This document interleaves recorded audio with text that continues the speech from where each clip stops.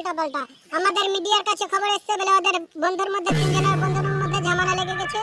তো এইসব কি হয়েছে ভাই?